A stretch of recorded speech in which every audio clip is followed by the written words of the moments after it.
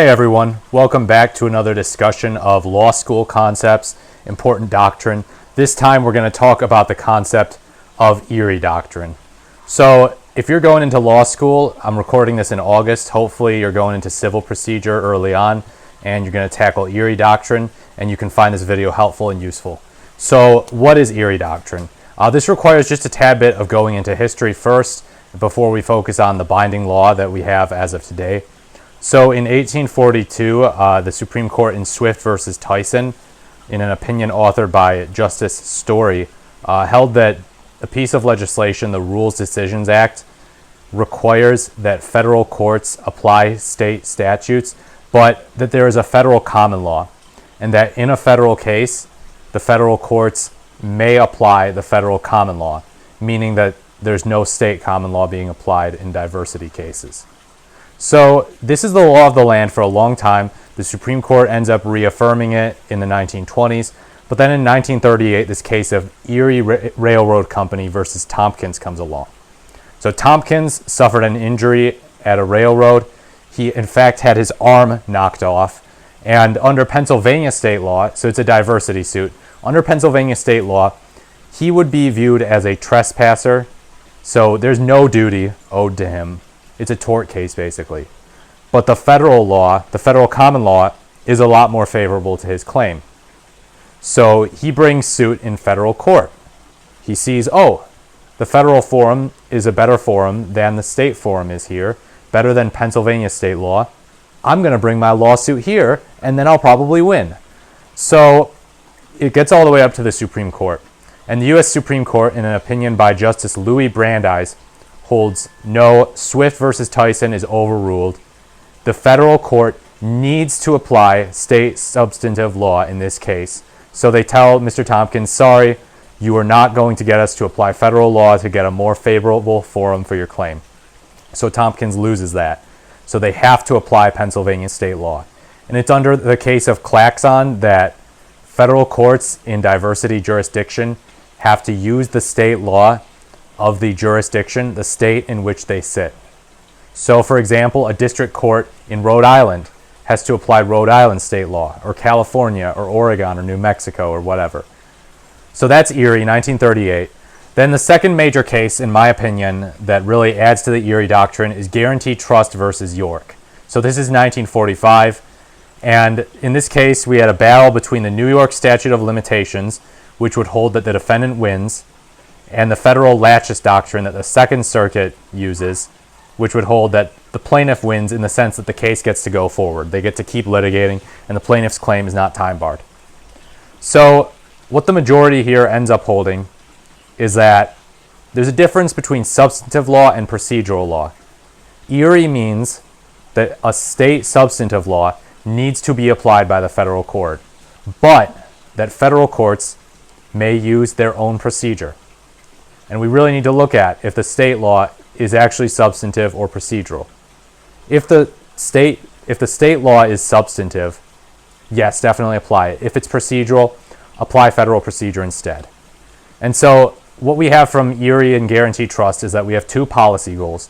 We have the goal of preventing forum shopping. Forum shopping bad, it's really bad. We don't want plaintiffs just deciding on a more convenient forum for themselves. And we also want equitable administration of the law at the federal level and the state level. So different substantive rights is a big no-go. We want to have the same substantive rights in the state court and in the federal court. So that's Guaranty Trust, 1945. Then 20 years later, we have the case of Hannah versus Plumer. So this is written by Chief Justice Warren. And this time, we finally have a federal rule of civil procedure, Rule 4D1, conflicting with a Massachusetts state law.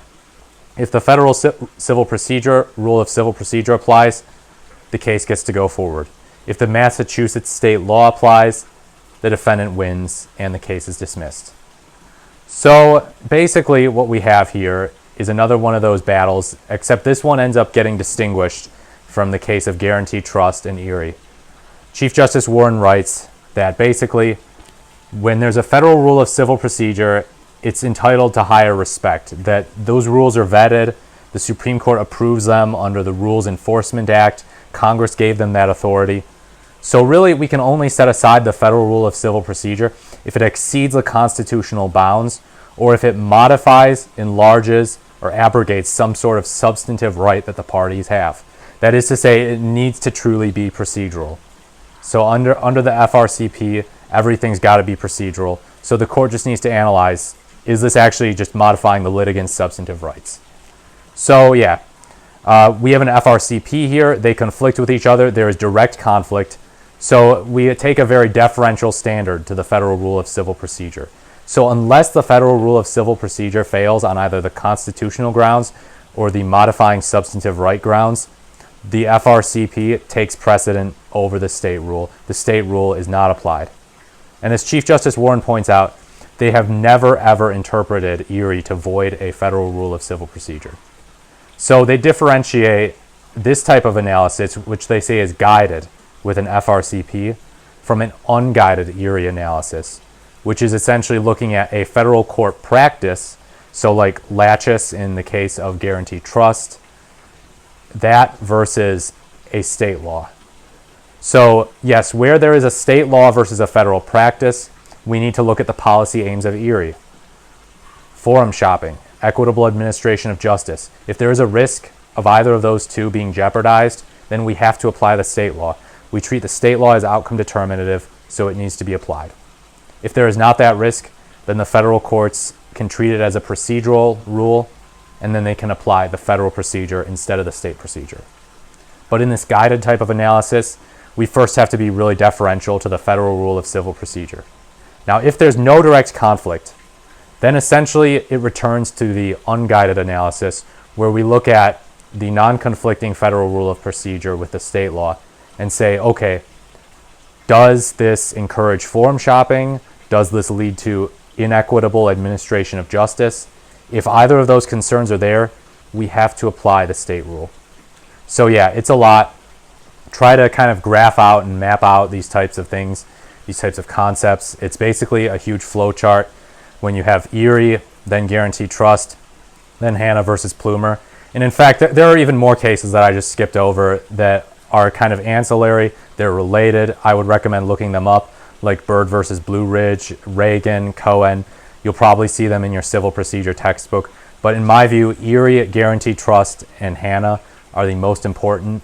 They essentially form the flow chart of the Erie-Hanna analysis, and they inform you what type of conflict there is and what type of analysis you're going to follow. So what you really need to know, most importantly, is this going to be a guided Erie analysis or an unguided Erie analysis? And pretty much the way you find that out is if the federal rules of civil procedure are involved. So yeah, I plan on going more into this in the future. Let me know in the comments below what you think, if you like it, if you found it helpful, and please leave a like, comment, and subscribe on this video to help the channel. I really do appreciate it, and I look forward to talking to you more about some law concepts, really getting that out there and providing informative content to you all. Thank you, and I will see you next video.